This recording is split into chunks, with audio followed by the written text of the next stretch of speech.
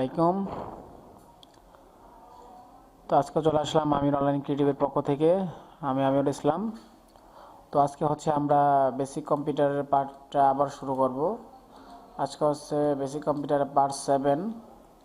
পূর্বে 6টা ভিডিও গিয়েছে বেসিক কম্পিউটারের উপরে, আর কিছুদিন আমাদের ওয়ার্ড টিউটোরিয়াল চলছিল।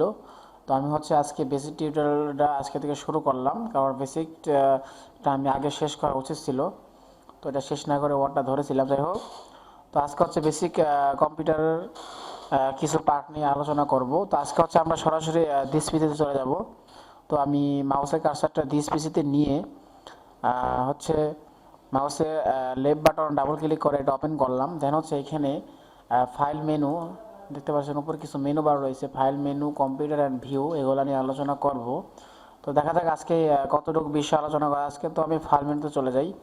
ফাইল মেনুতে কিছু অপশন রয়েছে, open a new window, change folder, help, close. আচ্ছা, তার প্রথমে আমি নিউ ওপেন এ নিউ উইন্ডোতে চলে যাই। এটার কাজ হচ্ছে কি, আপনি যদি একটি নতুন উইন্ডো ওপেন করতে চান, তাহলে এখানে ওপেন এ নিউ উইন্ডোতে যাওয়ার পর ওপেন এ নিউ উইন্ডোতে ক্লিক করলে একটি নিউ উইন্ডো এখানে ওপেন হয়ে যাবে। ঠিক আছে। আর হচ্ছে পরেরটা কি, open a new window in progress. ঠিক আছে, এটাও সেম, এটার কোনো পার্থক্য নেই আসলে। তো এটা ওপেন এ নিউ উইন্ডোর কাজ হচ্ছে এটা, আপনি নিউ একটা উইন্ডো ওপেন করতে চাইলে এটা ওপেন করতে পারেন, মানে যে উইন্ডোটা আপনার এখানে বর্তমানে রয়েছে ওইটা আবার ওপেন করতে চাইলে এভাবে ওপেন করতে পারবেন। জাস্ট অপশনগুলো এখানে দিয়ে রাখছে, তো আপনাদের সুবিধার্থে আপনারা ইউজ করতে পারেন। তো তারপর হচ্ছে এখানে মূলত অপশন হবে। আচ্ছা, আমি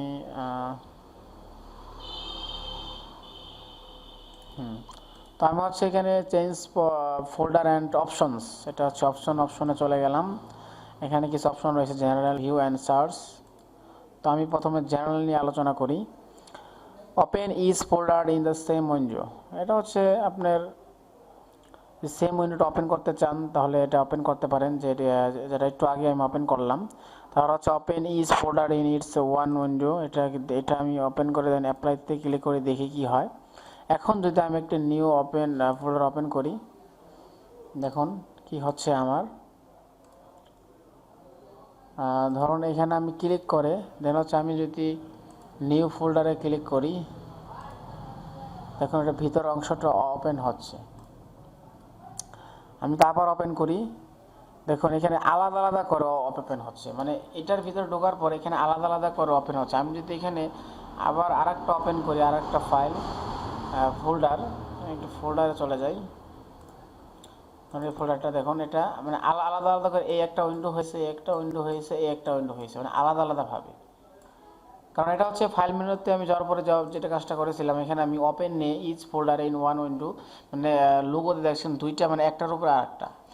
তো এভাবে ওপেন হচ্ছে। আমি যদি এখানে উপরটা রাখতাম তাহলে দেখুন এখানে কীভাবে ওপেন হতো আসলে। তো আমি এখানে যাওয়ার পরে আমি যদি এখানে যদি ক্লিক করি, ভিতরে নিয়ে যাচ্ছে। আবার এখানে ক্লিক করলে মানে ভিতরে মানে একটা উইন্ডোর উপর ওপেন হচ্ছে, দেন হচ্ছে আমি এভাবে বেগে যেতে পারি। কিন্তু এখানে আমি যদি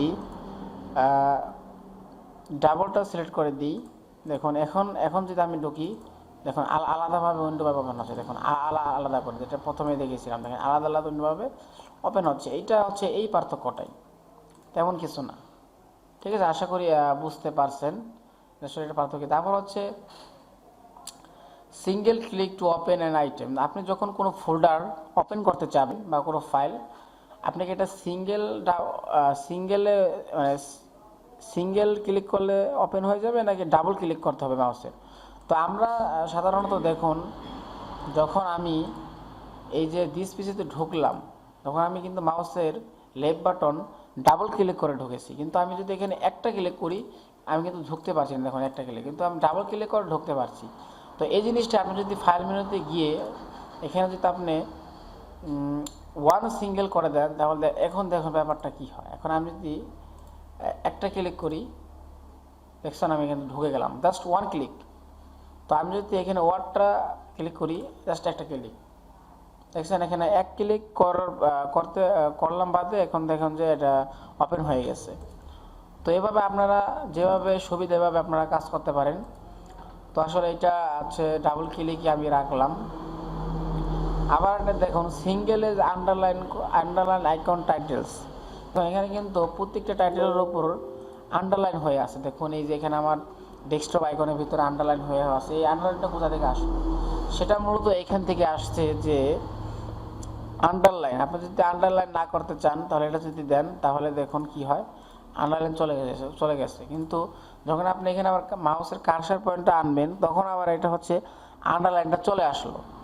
ঠিক আছে, তো এটা হচ্ছে এখানে হচ্ছে মূলত এই দুইটা সেটিং রয়েছে। তো আমরা এটাও জানলাম। এটা আমি ডাবল ক্লিকে নো আন্ডারলাইনে রাখলাম। তারপর হচ্ছে নিজের অপশনে show the recent used file to quick access. তো এখানে আছে, আমি দেখাচ্ছি। এইখানে দেখুন কি রয়েছে আসলে, এখানে দেখুন একটা অপশন রয়েছে কুইক অ্যাক্সেস। এটা মানে কি, যে রিসেন্ট আপনি যে ফাইলগুলো ইউজ করেছেন ওইগুলো আপনি এখানে দেখাবে যে কুইক অ্যাক্সেস। তো আমি এটা ঢুকলাম, ঢোকার পর দেখুন আপনি রিসেন্ট যে ফাইলগুলো ওপেন করেছিলেন, দেখুন একটু আগে কিন্তু আমি এগুলো ওপেন করেছিলাম। তো এগুলো এখানে শো করতেছে, এই যে ফাইলগুলো রিসেন্ট এগুলো হচ্ছে শো করতেছে। এখানে কীভাবে শো করতেছে, আমি আবার চলে গেলাম সেই সেটিংয়ে, show the recent quick access, মানে এটা টিকমার্ক দেওয়া আছে। তো আমি যদি এখন টিকমার্কটা উঠিয়ে দিই, এখন দেখবেন আর কুইক অ্যাক্সেসে কিছুই দেখাবে না। দেখুন তখন এখন আমি একটা ফাইল ওপেন করি, ধরুন আমি এটা এখানে ঢুকলাম এই ফাইলটা, কিন্তু দেখুন এখানে আমি যদি কুইক অ্যাক্সেস বারে আবার যাই, রিসেন্ট কিছুই দেখাচ্ছে না যে আসলে আমি কোনটা ইউজ করেছি। কিন্তু আমি যদি এখানে আবারও যদি অপশনে গিয়ে হচ্ছে আবার টিক মার্কটা দিয়ে দেই, তাহলে এখন কিন্তু আমি যদি আর একটা ফোল্ডার ইউজ করি, এভাবে আমি এখানে ঢুকলাম, এখন আমি রিসেন্ট যেটা ইউজ করছি কুইক অ্যাক্সেস বারে দেখাচ্ছে। দেখুন এটা না, মেবি আমি হচ্ছে দেখাচ্ছি মানে ফোল্ডারে ধরেন আমি আমি এখানে একটা পিকচার ওপেন করি। হ্যাঁ, ধরুন আমি একটা পিকচার ওপেন করলাম, এখন দেখুন এই পিকচারটা কিন্তু কুইক অ্যাক্সেস বারে দেখাবে। দেখছেন এই যে মানে এটা আমি ইউজ করেছি, এখানে কিন্তু চলে আসছে, এখানে দেখুন দেখছেন চলে আসছে। তো এটা হচ্ছে কুইক অ্যাক্সেস, এখানে এটার কাজ। তো ভিউ, সার্চ এগুলো তেমন কোনো কাজ নেই, দরকার নেই আমাদের। তো তারপর অপশন হচ্ছে ক্লোজ। আপনি যদি উইন্ডোটা ক্লোজ করতে চান তাহলে এখানে ক্লিক করলে ক্লোজ হয়ে যাবে। ঠিক আছে, আমি আবার ঢুকে দেখাচ্ছি। আমি যদি এখান থেকে ক্লোজ বাটন ইউজ করতে পারি, এভাবে বের হয়ে যেতে পারি। আবার হচ্ছে আমি এখান থেকেও ক্লোজ অপশন ক্লিক করে বের হয়ে যেতে পারি। এটা হচ্ছে ক্লোজ বাটনের কাজ, তেমন কিছু না। তো আমি আবার হচ্ছে আমার দিস পিসিতে চলে যাই। তারপর এখানে কিন্তু তিনটা অপশন রয়েছে, দেখতে পাচ্ছেন, মানে কম্পিউটারের ভিতরে। এটা হচ্ছে কম্পিউটার অপশন। আমার তো ফাইল মেনু চলে গেল, এখন আমি কম্পিউটারে আসি। তো কম্পিউটারে যাওয়ার পরে এখানে হচ্ছে তিনটা অপশন রয়েছে, একটা হচ্ছে লোকেশনস, একটা নেটওয়ার্ক, আর একটা হচ্ছে সিস্টেম। তো এইগুলো নিয়ে আমরা আলোচনা করি। ঠিক আছে, তো প্রথমে হচ্ছে লোকেশনস। লোকেশনস আন্ডারে প্রথমে যেটা দেওয়া আছে প্রপার্টিস। তো আমি প্রপার্টিসে ক্লিক করি।